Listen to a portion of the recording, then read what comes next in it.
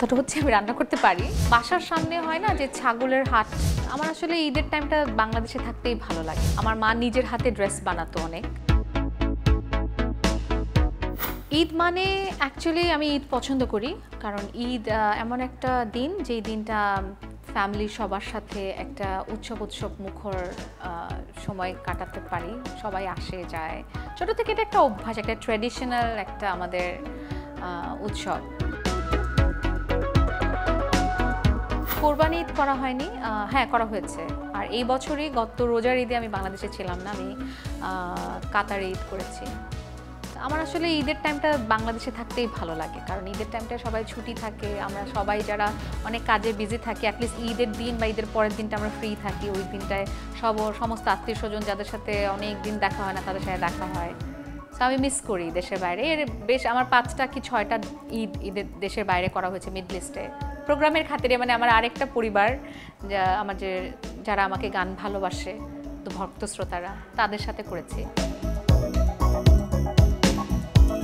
কয়েক বছর আগে বাসার সামনে হয় না যে ছাগলের হাট থাকে, সেখানে আমি একটু গিয়েছিলাম, ভালোই লেগেছে আসলে।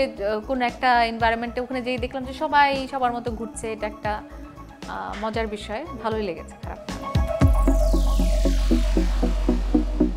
আই থিঙ্ক খুব একটা ডিফারেন্ট কোনো এক্সপিরিয়েন্স না। সবার যেরকম হয় যে ছোটোবেলার ঈদটা আসলে খুব মজার থাকতো, কতগুলো ড্রেস, কতগুলো জুতা, ওগুলো সব লুকিয়ে রাখা, আর একটা ছোট্ট একটা ব্যাগ নিয়ে বের হওয়া, সবার বাসায় গিয়ে সালাম করে, সালামি যাদের বাসায় কখনো যাই নাই তাদের বাসাও যেতাম, যে আন্টিরা সালাম করলে কিছু একটা দিবে। ওই সালামি কালেক্ট করাটাই আসলে মজার ছিল। ঈদের অনেকগুলো ড্রেস জমাতে চাইতাম, আর আমার মা নিজের হাতে ড্রেস বানাতো অনেক। সো দেখা যেত যে আম্মুর সেলাই করা কাপড়গুলো, তখন আসলে মনে হতো যে আম্মু তো বানাবে, এটাই নর্মাল। বাট এখন মনে হয় যে আম্মুর হাতে জামাগুলো বানানোটা আসলে ওটাই আসলে সবচেয়ে স্পেশাল ড্রেস। মানে কতটুকু স্পেশাল যে মা নিজের হাতে জামা কেটে জামা বানিয়ে তার মেয়েটাকে পরাচ্ছে। আম্মুর যে কত ভালো লাগতো, কতটা ভালোবাসা, কতটা আদর থাকতো ওই জামাটার মধ্যে, সেটা এখন বড় হওয়ার পরে বুঝতে পারি, তখন এটা মিস করি আসলে।